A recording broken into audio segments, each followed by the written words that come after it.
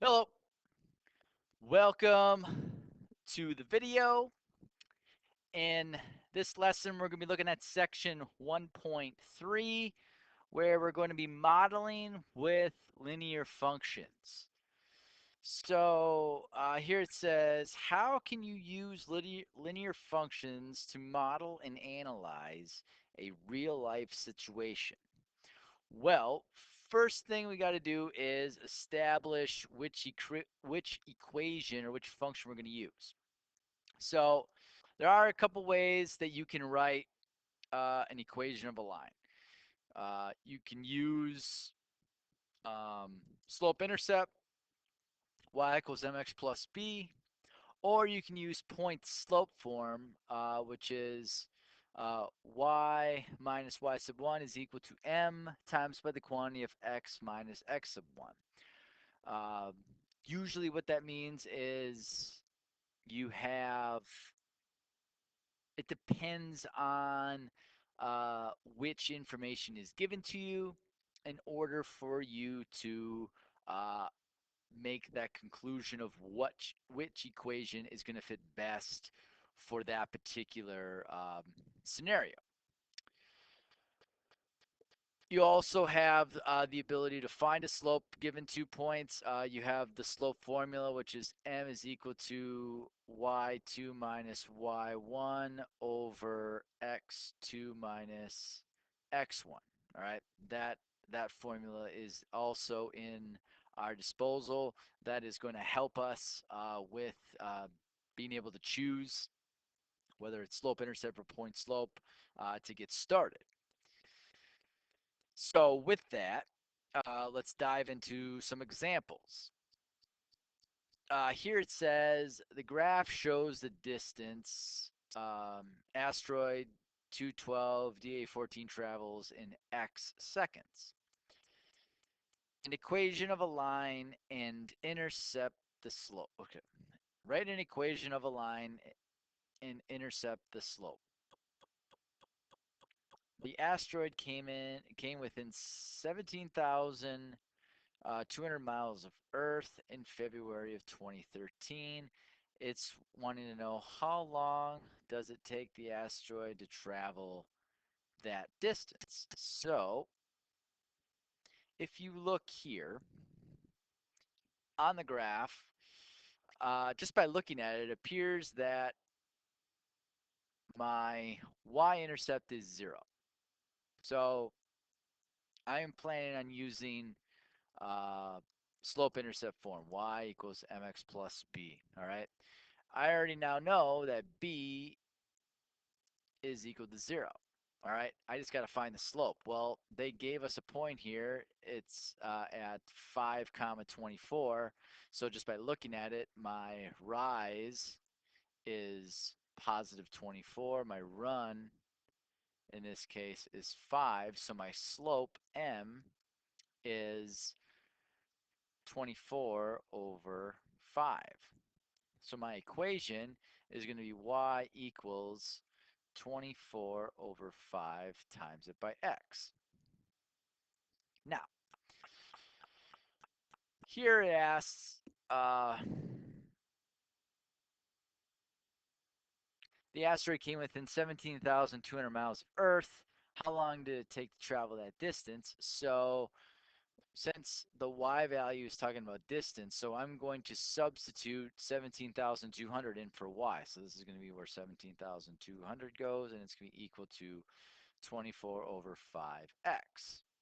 So essentially, to find out what x is, I'm going to multiply the reciprocal of 24 over 5 to both sides, and I'll get my result. So my result is so x will equal 3,583.33 seconds because it's time in seconds.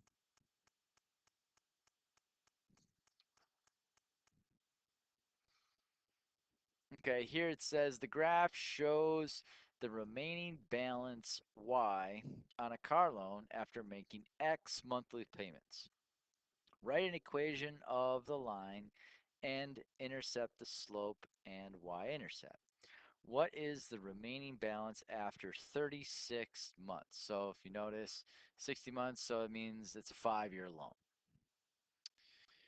Here it appears that my y-intercept is at 18. So again, I am going to use the y equals mx plus b to help me solve this.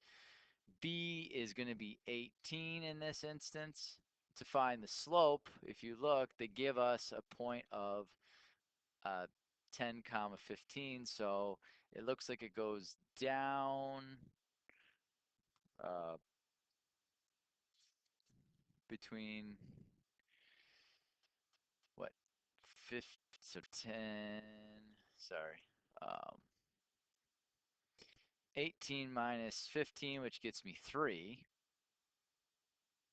divided by from here to that gives me 10, so 3 over 10. So my equation is y equals 3 over 10x plus 18. So that's my equation. Now what they want to know is what is the remaining balance after 36 payments. So number of payments is dealing with x, so I'm going to say y is equal to 3 over 10 times it by 36 plus 18.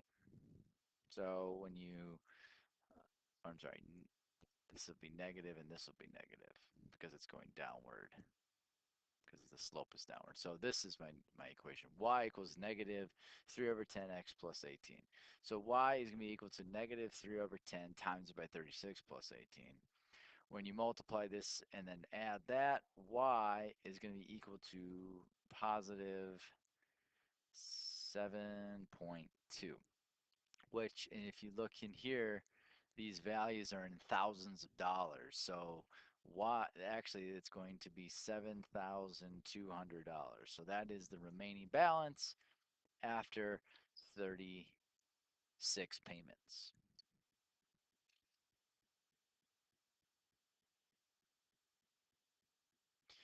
All right, so here it says 2 prom venues charge a rental fee plus a fee per student. The table shows the total cost for different numbers of students at Lakeside Inn. The total cost Y in dollars for X students at Sunrise Resort is represented by the equation Y equals 10x plus 600. So this is Lakeside uh, number of students and total cost.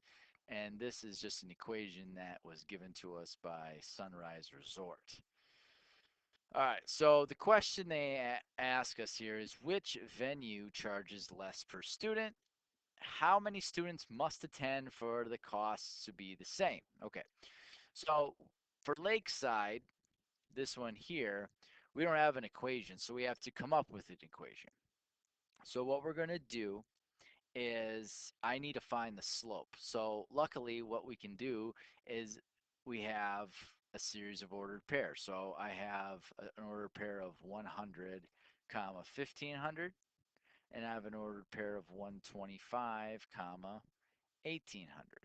I can use the slope formula to help me find that. So with that, m is going to be equal to 1800 minus 1500 divided by 125 minus 100.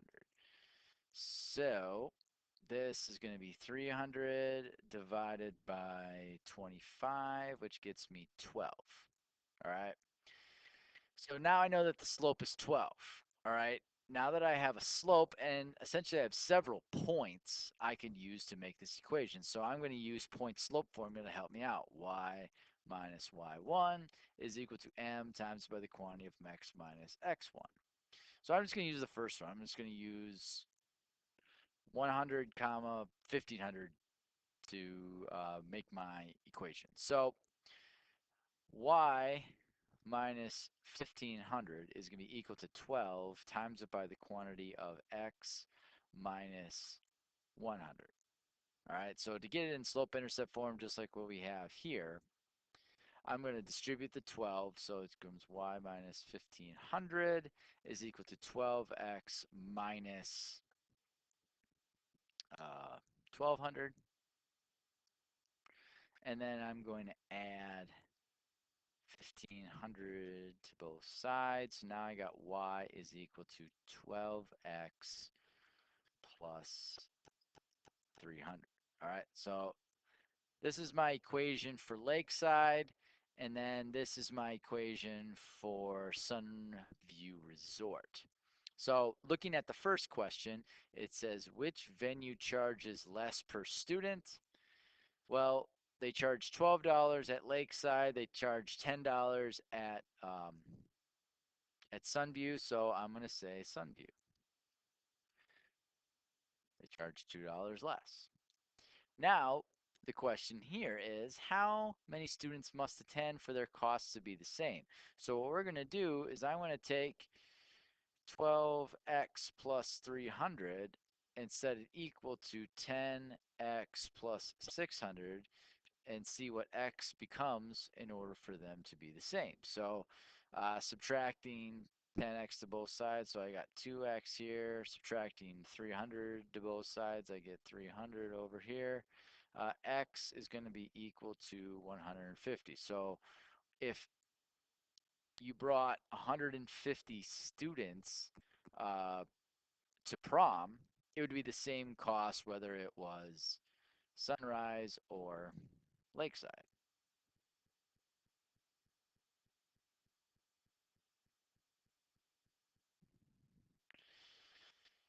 Okay. Um, Last concept that we're going to take a look at is finding a line to fit. So usually when you are asked to find a line to fit, you are given um, data in a form of a scatter plot. Okay, so what you'll be asked to do is plot those points on a coordinate plane. Then from there, we are going to sketch a line that closely appears to follow the trend, whether it's a positive correlation, negative correlation, no correlation, whatever it might be. We're going to attempt to make the best line that represents the entire piece of data. Uh, From here, it says choose 2 points on the line to estimate the coordinates of each point. These points do not have to be original data points. You can write an equation of a line that passes through 2 points from step 3. This equation is a model for the data. So let's take a look at a piece of data and see what we come up with. So here it says the table shows uh, the femoral lengths and heights of several people. Do the data show a linear relationship? If so, write an equation of a line to fit and use it to estimate the height of a person whose um, femur is, what, 35 centimeters long. Okay. So what I'm going to do is this. So we gotta, let's find our graph.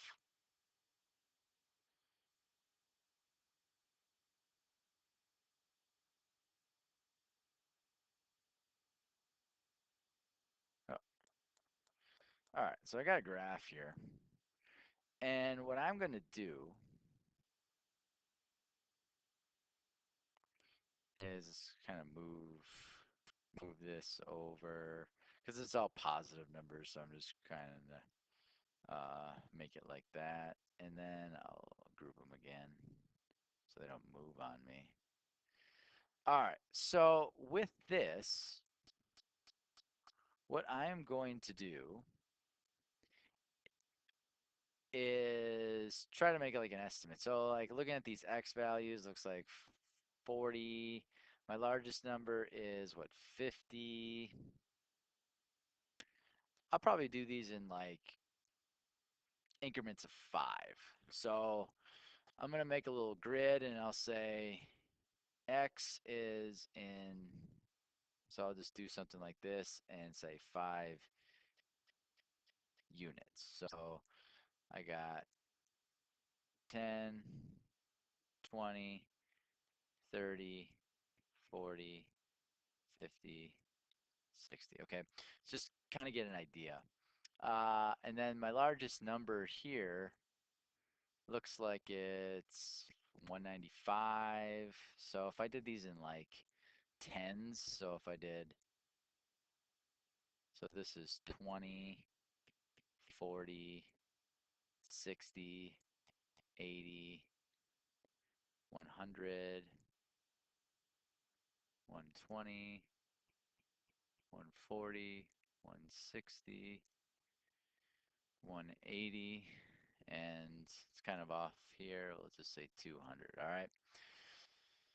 All right. So I'm going to plot these points and kind of bear with me. I can see, I have it on here on my form. So it looks like the first one is 40 comma 170. So 40 comma 170, I'm going to say is right there. Next is 45 183. 45 183. Looks like it's just right about there. 32 150. So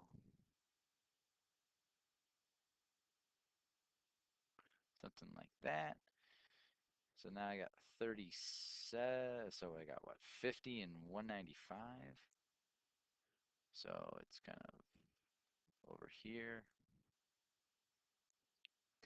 37 162. Something like that. 41 174. Something like that. And 30 and 141. I would say something like that. 34 151. Like here. 47 185. Something like that. And then finally 45 and 182. So somewhere I'll say like right there. All right, so it seems like there is a linear relationship. It looks like uh, it's got like a positive correlation to it. So what I'm gonna do is kind of make a line that represents all of these values. And I think that's pretty close. And normally what I'll try to do when it comes to making these lines to fit is I'll try to make a y-intercept that's relatively an integer. So like it looks like my graph crosses the y-intercept at 60. So using y equals mx plus b, b is going to equal 60. Then from there, I'm going to pick a point that looks like it. So I would say like this point right here. And I would say that that point is, looks like 25 comma 130. And that is going to be a way to help me project the slope. So using a different color, looks like it goes upward from 130 to 60. Looks like it goes to 70. So it looks like positive 70, and then it goes to the right 25. So you could say then your slope is, or my equation is going to be y equals 70 over 25x.